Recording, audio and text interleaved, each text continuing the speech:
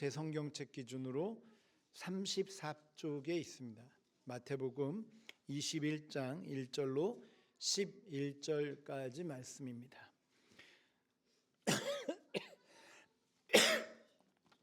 제가 받들어 봉독하고 마지막 11절만 같이 합독하도록 하겠습니다.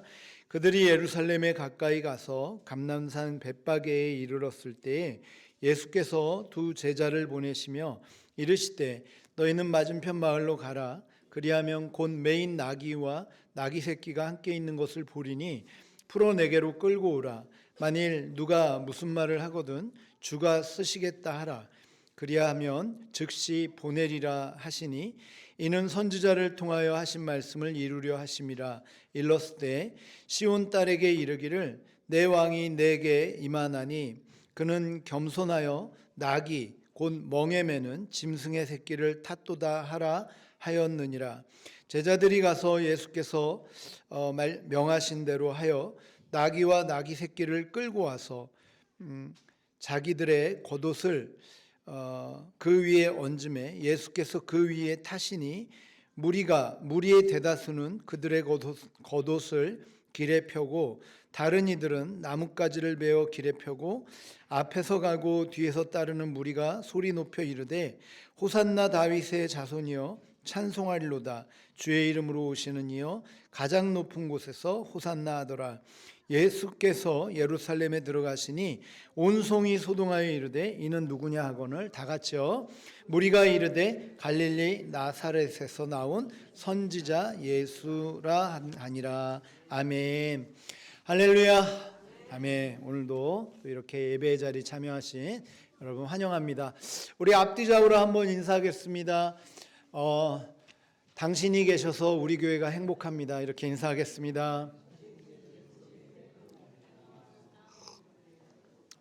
네, 네, 감사합니다. 네, 행복하시죠? 네, 나로 인해 또 우리 교우가 행복한다는 건 복입니다. 우리 서로 행복 덩어리들이 됐으면 좋겠어요. 아멘을 한 분만 하시네. 우리 다 행복 덩어리 됐으면 좋겠어요. 가정에서도 행복 덩어리, 교회 와서도 행복 덩어리, 직장 가서도 행복 덩어리. 네, 네, 우리 또 이번 한 주간 이제 사순절 고난 주간의 마지막 한 주간입니다. 여러분 우리 사순절 절기 지내고 있고요. 사순절은 예수님이 오시는 부활절 전 40일 주일을 뺀 나머지 40일을 약 5주간, 약 6주간이죠. 에 걸친 이 기간을 예수님의 오심을 또 고난을 묵상하면서 보내다가 이제 마지막 고난 주간, 오늘로부터 시작되는 종려주일로 한 주간 고난 주간을 이제 예수님이 마지막 한 주간을 보내세요. 마지막 예수님이 33년의 생을 마감하시는 마지막 주간이에요. 마지막 주간에 주일날 2000년 전 주일날 안식일 다음 날이니까요. 주일날 지키셨던 날이 예루살렘을 입성하신 날이 종려주일이고 그리고 나서 하루하루 하신 일들이 있으세요. 월요일날 하신 일, 화요일날 하신 일, 수요일날 하신 일 이런 하루하루의 일들을 이제 살펴볼 거고 그런 일들을 행하셨어요. 그 일들을 우리가 이번에 이제 고난주간 특별 새벽기도 때 하루하루 예수님이 하셨던 월요일날 하셨던 일은 월요일날 새벽에 묵상하고 화요일날 하셨던 일은 화요일날 묵상하려고 합니다. 그래서 이번 새벽기도의 주제를 예수님의 발자취를 따라서입니다. 그래서 사실은 이제 예수님의 사역을 보면 마지막 한 주간 사역을 보면 목요일날 저녁에 잡혀가시죠. 잡혀가시고 성찬식 하시고 그래서 오늘도 우리가 성찬식을 기념하며 하는 거고 그리고 잡혀가시면서 다음에 밤새 고문받고 그리고 아침에 9시에 십자가형에서 못을 박힙니다. 그리고 6시간 9시부터 오후 3시까지 6시간 동안 십자가에 못 박혀 계시다가 오후 3시에 임종하셨고 오후 3시에 임종하실 때 성경의 자료를 보니까 하늘이 어두워지고 지진이 나고 큰 소리가 났다. 이런 휘장이 찢어졌다. 이런 자료들이 있습니다. 그렇게 이제 십자가형을 마치시고 나서 그리고 그 다음 날 안식하시고 그 다음 날 주일날 3일째 되는 날 부활하신 거예요.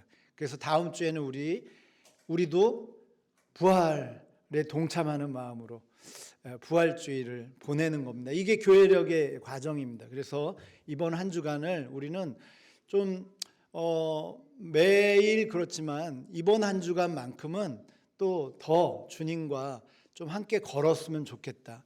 그래서 예수님의 발자취를 따라서라는 제목으로 같이 이번 한 주간 묵상하면서 우리 온교우들이 보냈으면 좋겠어요. 그래서 이번 한 주간에 여러분 주보에도 나왔지만 사순절 특별 새벽 기도회입니다. 고난 주간 그렇죠? 네, 사순절 특별 새벽 기도. 여러분 새벽 기도 특별 새벽 기도는 뭐가 다를까요? 왜 특별 새벽 기도를 할까요? 특별하게 지키라고 그래서 특별 새벽 기도인 것 같아요. 저도 뭔지는 잘 모르겠지만. 그래서 바라기는 한 주간 새벽에 나오실 수 있는 분은 하루라도 좀 도전해 보셔서 새벽을 깨우고 좀 그렇게 동참하셨으면 좋겠고, 난 도저히 새벽이 아니다. 난 새벽은 부활하기 전까지 힘들다. 그런 분은 저녁에 묵상하셨으면 좋겠어요. 그래서 저녁에 그 주간의 말씀을 가지고 오늘 주셨던 예수님의 행적을 가지고 묵상해서 제가 바라기는 우리 온교우들이 다 이번 한 주간은 예수님이 걸으셨던 2000년 전에 걸으셨던 그 발자취를 그대로 한번 따라가 보며 부활의 아침까지 이렇게 같이 가는 그런 한 주간이 되기를 축복합니다. 네. 아멘 하셨습니다. 네. 네, 그래서 그런 의미로 이번 한 주간 주님과 동행하시길 바래요. 자, 그 첫 시간입니다. 여러분 예수님이 이 고난 주간의 첫날은 여러분 한 주간의 첫날은 주일입니다. 우리의 신앙력도 그렇고 태양력도 그렇고 주의 날로부터 우리는 한 주간이 시작이 되는 거라 첫날의 기준은 2000년 전에 예수님의 고난주간의 첫날은 예루살렘을 입성하신 날입니다. 그래서 이 예루살렘을 입성하시면서 하루하루를 이제 보내게 되는데, 오늘 우리는 그 첫날에 있었던 예수님 예루살렘 입성의 사건을 보면서 오늘 한 3가지 정도 오늘 우리에게 주는 메시지는 어떤 의미인가 같이 한번 묵상해 보려고 합니다. 참고로 여러분 예수님이 공생애를 30살 때부터 33살까지 정확히는 알 수 없는데 약 3년 6개월 정도의 이 공생애를 보내셨다고 해요. 그 기준이 뭐냐면 성경을 찾아보니까 예수님이 이 기간에 유월절을 4번을 지키세요. 그게 지금 이제 4번째 유월절이 지금 마지막 예수님이 고난주간을 보내셨던 이 주간이 유월절이었습니다. 그래서 유월절 절기에 제수 풀어주는 그 사례가 있어서 예수님을 풀어줄까 바라바를 죄인을 풀어줄까 그러잖아요. 그 마지막 주간, 그 유월절의 4번째 유월절이 예수님이 맞이하셨던 유월절이었습니다. 여러분 또 한 가지 참고하셔야 될 거, 오늘 본문을 이해하기 위해서 참고하셔야 될 것은 예수님이 예루살렘을 입성하실 때에 여러분 어떤 그 당시에 배경이 있었냐. 예수님이 예루살렘을 입성할 때 백성들의 입장과 정치인들의 입장이 조금 달랐어요. 백성들은 예수님이 오시는 것을 너무너무 환호했죠. 그래서 오늘 우리가 잘 아는 종려주의를 지키는 거예요. 여러분 종려주일이 왜 종려주일이냐면 예수님 오실 때 종려나무 가지를 꺾어서 이렇게 예수님 오실 때 바닥에 깔고 겉옷을 벗고 종려나무 가지를 흔들었다. 그래서 오늘 종려주일이라 여러분 밖에 들어오면서 종려나무 보셨나요? 종려나무, 저게 정확한 품명이 뭔지 모르겠는데 종려나무 맞죠? 네, 종려나무 같은 이 가지를 지금 딱 이렇게 데코레이션을 해놓으셨더라고요, 우리. 그래서 그 예수님의 오셨던 종려나무 가지를 흔들었던 그 날을 지키는 게 이제 종려주일입니다. 자, 그래서 그런 시대적 배경인데 백성들은 이제 예수님이 벌써 3년 사역을 하면서요, 놀라운 초기부터 막 이렇게 대두되셨던 게 아니에요. 한 1년 정도는 제자들을 모으셨어요. 한 1년 동안은 그렇게 막 유명하지 않았습니다. 근데 1년이 지나고 제자들이 모이면서 6명의 제자, 2차로 또 6명의 제자, 12제자가 생기면서 그 다음부터 한 1년 6개월 전부터 6개월 후부터는 본격적으로 막 사역을 하셨어요. 그래서 여러분 산상수훈이라고 막 산에서 막 무리들이 많이 모여가지고 설교를 들을 때는 이미 1년 6개월 정도가 지났던 시점이에요. 그때는 예수님이 너무너무 유명해지셨어요. 요즘 유명한 세계적인 가수들, 세계적이랄까, 하여튼 뭐 어쨌거나 유명한 이 가수들처럼 유명해지셨어요. 어떤 의미에서 더 유명했을지도 몰라요. 슈퍼 히어로 같은 느낌이었을 거예요. 왜요? 메시아를 기다렸는데, 하나님이 메시아를, 구원자를 보내주신다고 약속을 했는데 메시아가 왔다고 하니까. 그런데 그 메시아라고 하시는 예수님 보니까 막 죽은 사람도 살려, 병도 고쳐, 그리고 막 말씀하시는 게 며칠 만에 예루살렘 성도 다시 지으시겠대. 와, 이러니까 이제 드디어 오셨구나, 우리의 왕이 왔다, 이렇게 하면서 백성들이 환호한 거예요. 백성들은. 그런데 여러분, 정치인들은요, 그 당시 왕이었던 헤롯이나 그 당시 제사장이었던 제사장 그룹들과 바리새인들, 서기관들, 이런 사람들은 입장이 달랐죠. 어떤 입장이었어요? 정치는 뭐 변함이 없는 것 같아요.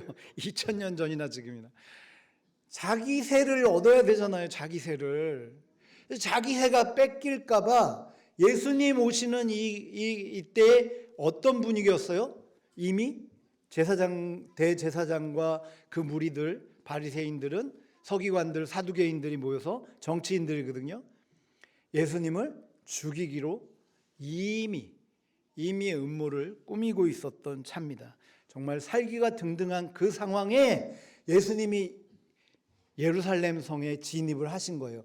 마치 개선장군처럼. 그랬는데 백성들이 막 환호를 한 거죠. 여러분, 그 당시에 그 입장 분위기가 조금 그려지십니까? 이게 도저히 이해가 안 된다 그러면 꼭 여러분 예수님이라는 영화 한번 꼭 어떻게든지 한번 보셨으면 좋겠어요. 그런데 어찌되었건 간에 예수님이 그렇게 2000년 전에 오신 거예요. 자, 그런데 오늘 우리가 살펴보고자 하는 부분은 이겁니다. 예수님이 예루살렘에 입성하시는 이때, 여러분, 왕으로 왔고 정말 그들 백성들이 기대하는 왕은 어떤 왕이었냐면, 예수님이 생각했던 이 왕과 다른 좀 의미였어요. 백성들은 어떤 왕을 기대했습니까? 강력한 왕. 그래서 로마의 지금 식민지하에 있던 이 이스라엘을 구원해서 로마를 물리치고, 그리고 이 나라를 다시 재건할 거를 아마 굳게 믿어 의심치 않았던 것 같아요. 그런 기대를 하고 지금 왕을 모셨던 거고, 예수님은요, 예수님 입장은 어떻게 지금 예루살렘 입성하실 때의 입장은 뭡니까? 죽으러 오신 거였어요. 이제 며칠 후면 십자가에 죽으러 오신 거였어요, 여러분. 그게 종려주일이었어요. 2000년 전에 예수님의 입장이었는데 백성들은 왕이 왔다고 막 환호성했던 거죠.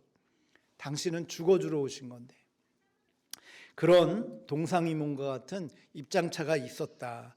그럼에도 불구하고 우리 예수님이요, 여러분, 사실은 그렇게 막 잡아 죽이겠다고 하는 거 예수님 모르셨을까요? 모르셨을까요? 모르시겠죠. 여러분, 모르셨을까요? 아셨을까요? 제가 크게 얘기하는 게 맞는 거예요. 모르셨을까요? 아셨을까요? 아셨죠. 예수님이 왜 모르셨겠어요? 그런데 여러분, 보통 그런 경우라면 조용히 들어와서 혁명을 일으켜야 되는 거 아니에요? 조용히 잠입을 해서 탁 혁명 조직대 딱 짜고 한 번에 봉기를 일으켜서 헤롯 죽이고 대제사장 죽이고 막 이래야 되는 거 아니에요? 그런데 예수님은, 나만 신난 것 같아 지금. 그런데 예수님은 너무나 화려하게 그냥 오신 거예요. 잡아 죽이겠다고 하는데. 왜 그러셨을까? 왜 그러셨을까? 혹시 생각해 보셨을까요? 예수님 왜 그렇게 막 화려하게 사람들 앞에 퍼레이드까지 막 하면서 행렬을 해가지고 입장하셨을까? 오늘 우리에게 세 가지 의미를 알려주기 위해서 예수님이 이 땅에 오셔서 우리에게 주시고자 하셨던 세 가지 사역이 있어서 그 사역을 알려주기 위해서 그렇게 만인에게 공포하기 위해서 오셨다는 거예요. 그 세 가지가 뭐냐, 오늘 짧게 우리 성찬식이 있어서 짧게 살펴보면, 첫 번째는요, 예수님 왕으로 오셨다는 것을 알려주기 위해 오셨다는 거예요. 오늘 본문 5절 한번 읽어볼까요? 다 같이 읽겠습니다. 시작. 시온 딸에게 이르기를 내 왕이 내게 임하나니 그는 겸손하여 낙이 곧 멍에 매는 짐승의 새끼를 탔도다 하라 하였느니라. 여러분, 여기에 지금 예수님이, 지금 이 배경이 뭡니까? 예수님이 나귀를 데리고 오라고 했어요. 그런데 그 나귀를 타고 입성을 하십니다. 여러분, 보통 왕들은 뭐 타고 입성해요? 왕족이 아니시군요. 여러분, 보통 보면 뭐 타고 입성해요? 말이나 마차를 타고 하겠죠. 그런데 막 휘황찬란하게 하겠죠. 말을 탔다 그러면 어떤 말도 타겠어요?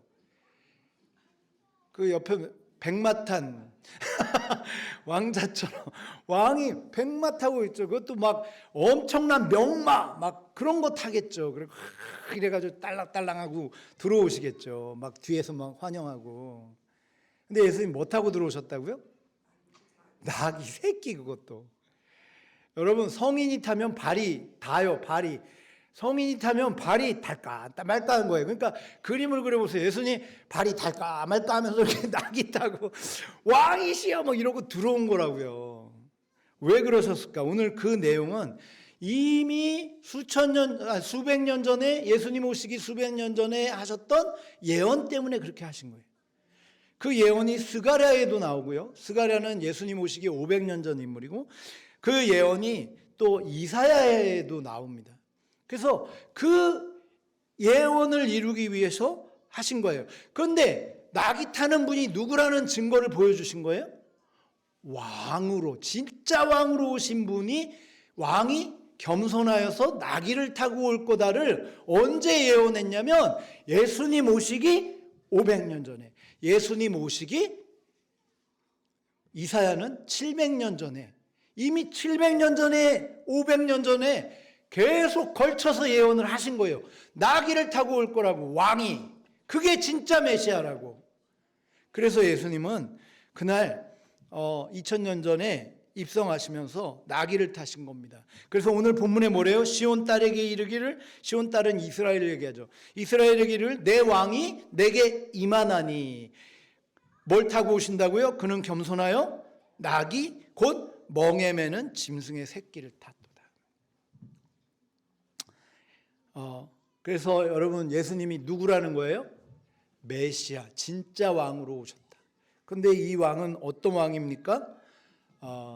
우리를 진짜 우리의 죄에서, 로마에서 구원해 줄 왕이 아니라 우리의 모든 죄에서 자유케 하실 진짜 왕이 오신 거예요. 진짜 왕. 여러분, 나라에서 구하는 거는 뭐 잠깐 할 수 있고 빼앗길 수도 있잖아요. 그런데 여러분, 영원한 하나님 나라, 영원한 생명의 길로 인도해 줄 수 있는 왕은, 여러분, 진짜, 그게 진짜 왕 아니겠어요? 진짜 하나님 나라를 누리게 할 왕. 그 왕으로 예수님이 오신 겁니다. 그래서 그때 8절에 보니까 무리의 대다수들이 그들의 겉옷을 길에, 8절 보여줘 보세요. 무리의 대다수는 그들의 겉옷을 길에 펴고 나무 8절. 네, 무리의 대다수는 그들의 겉옷을 길에 펴고 다른 이들은 나뭇가지를 베어 길에 펴고. 겉옷을 벗었다는 건 뭘 의미하냐면 왕에게 하는 세레모니였어요. 왕에게 하는 이런 표현들이었어요. 여러분 정말 죽기로 작정한 거죠. 그런데 그들이 왕이라고 했지만 예수님은 다른 의미의 왕으로 오신 거죠. 우리에게 하나님 나라를 주시기 위해서, 영원한 하나님 나라를 선물로 주시기 위해서, 진짜 왕이 되어 주시기 위해 죽어주러 오신 거죠. 권력자로 온 게 아니라 죽어주러 오신 거예요. 우리에게 진짜 생명의 나라를 주시기 위해서. 누가 진짜 왕입니까? 이게 진짜 왕 아니에요? 바로 그래서 예수님은 왕으로 오셨다는 것을 알려주기 위해 지금 이렇게 입성하신 겁니다. 그래서 9절에 보니까 백성들도 뭐라고 얘기를 해요? 앞에서 가고, 다 같이 읽어볼까요? 시작.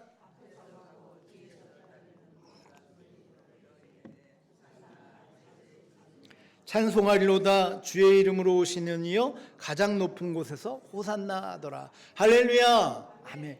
호산나 많이 들어보셨죠? 예, 저 중고등학교 때부터 불렀던 곡인 것 같은데, 뭐 율동도 기억나네. 세상에 중학교 때 했던 건데, 호산나 호산나 호산나 높은 곳에서 뭐 이런 거 있었거든요.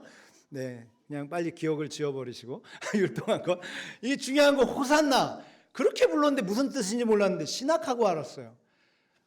이제 우리를 구원하소서, 왕으로 오시는 이여 구원하소서, 구원하소서. 호산나예요. 구원하소서. 누가 구원하는 거예요? 구원은 누구에게 있는 거예요? 하나님께 있는 거지. 땅의 왕에게 구원이 있습니까? 없습니까? 없죠. 땅의 왕은 우리를 구원할 수가 없어요. 그러니까 오늘 예수님 예루살렘 입성하신 것은 놀랍게도 이렇게 우리를 구원하러 오셨다는 것을 알려주기 위해 오신 겁니다. 더 놀라운 건 뭐예요? 나귀 아니에요? 나귀? 여러분 나귀를 종에게, 저 제자들에게 이 낙이 어디서 공수해 온 거예요? 예수님 타신 낙이 왕궁에서 빌려온 겁니까? 어디서 공수해? 이거 그냥 제자들에게 저 건너편 가서 거기 주인이 있을 거다, 가서 그 주인에게 낙이 달라고 해라. 그랬더니 제자들이 의아하죠. 아니 그럼 주인이 주겠습니까? 저라도 그러겠다. 주인이 주겠어요? 그러면 뭐라고 하죠? 그랬더니 예수님 뭐라고 하셨어요? 역시 성경 공부를 좀 하셨네요. 주가? 여러분 집에 장사하고 있는데 누가 와가지고 나 이거 가져갈게요. 당신 뭔데요? 그랬더니 주가 쓰시겠답니다. 그러고 가져가요. 어떻게 하겠어요?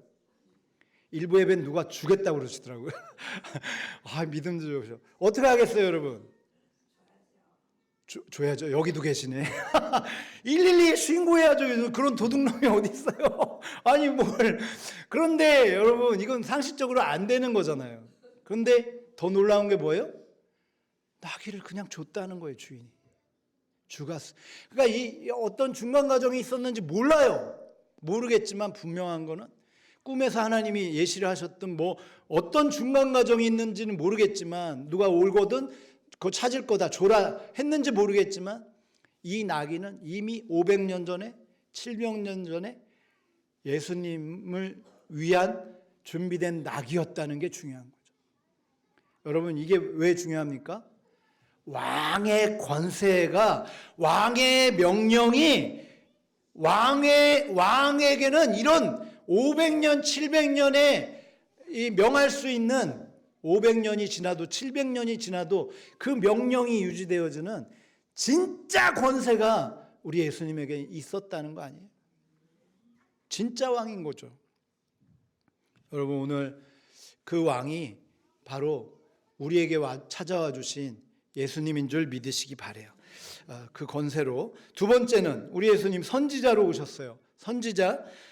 오늘 본문 10절 11절 같이 읽어볼까요? 시작. 예수께서 예루살렘에 들어가시니 온 성이 소동하여 이르되 이는 누구냐 하거늘 무리가 이르되 갈릴리 나사렛에서 나온 선지자 예수라 하니라. 지금 예수님을 누구라 해요?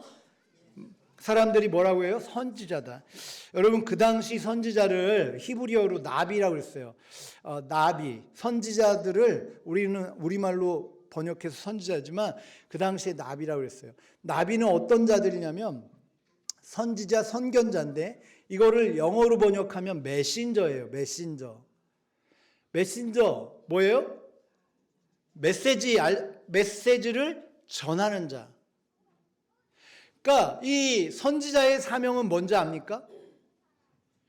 목에 칼이 들어와도 하나님이 내게 주신 말씀을 전해야 되는 거예요. 지켜야 되는 거예요. 포기하지 않고 지켜야 되는 거예요. 우리 예수님이 예루살렘 성에 입성하신 건 뭐하러 오셨다고요? 며칠 후에, 한 5일, 6일 후에 죽어주러 오신 거 아니에요? 십자가에 못 박히러 오신 거 아니에요? 우리의 죄를 해결해 주러 그 과정을, 그 길을 담담히 오신 거 아니에요? 그런데 왜 죽어주셔야 되는 거예요? 하나님이 하신 약속 때문에요. 그걸 지키기 위해서 오신 거예요. 그래서 우리 예수님은 선지자로 오신 거예요. 메신저로 오신 거예요. 하나님은 반드시 하나님이 하신 약속은 변하지 않고 사라지지 않고 영원히 우리 가운데 반드시 하나님의 약속은 이루어진다. 이것을 우리에게 보여주신 것이 예수님이 와서 해주셨던 사역이었던 거죠. 자, 그리고 세 번째는요, 우리 예수님은 제사장으로 예루살렘에 입성하셨습니다. 제사장이라는 것은 칩 프리스트라고 해서 이 대제사장을 얘기하고 있어요. 사제장 정도 될까 해석하면.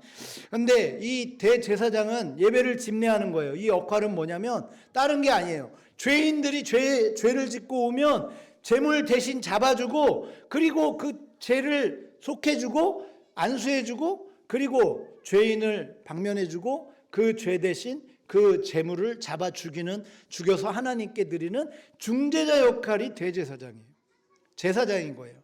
그 모든 걸 주관하는 게 대제사장이에요. 그런데 우리 예수님이 대제사장으로 오셨대잖아요. 히브리서 4장 14절 같이 한번 읽어볼까요? 히브리서 4장 14절입니다. 넘겨줘 보실까요? 두 개 넘겨줘 보실까요? 네, 같이 읽어볼까요? 시작. 그러므로 우리에게 큰 대제사장이 계시니 승천하시니 곧 하나님의 아들 예수시라. 우리가 믿는 도리를 굳게 잡을지어다. 예수님이 누구로 오셨다고 히브리서 기자는 얘기해요? 대제사장. 그것도 그냥 대제사장과 구별하기 위해서 큰 대제사장. 왜요? 정말 2000년 전에 예수님이 십자가에서 죽으신 것은 사실은 정말 큰 제사였어요. 어떤 의미에선. 그리고 그 제물이 누구였을까요? 예수님이 제물 되어주신 거죠. 큰 제물이 필요했는데 그 제물이 누구예요? 예수님이었다는 거예요. 원래 양하고, 죄 지으면 양하고 소하고 새를 잡든지 해야 되는데 우리의 죄가, 우리의 모든 인류의 죄를 대속하시기 위해 죽으셔야 되기 때문에 누가 죽어주신 거예요? 죄 없이 오신 예수님이 직접 죽어주신 거죠. 할렐루야. 믿습니까, 여러분? 믿어지실 수 있길 바라요. 네. 여러분, 이거는 어마어마한 얘기입니다. 있을 수 없는 얘기예요. 어떤 신이 대신 우리를 위해 죽어주기 위해 이 땅에 옵니까? 어떤 세상의 어떤 종교의 신이 내 죄를 사해 주시기 위해 대신 그 죄값을 치르기 위해 오시고 죽어주십니까?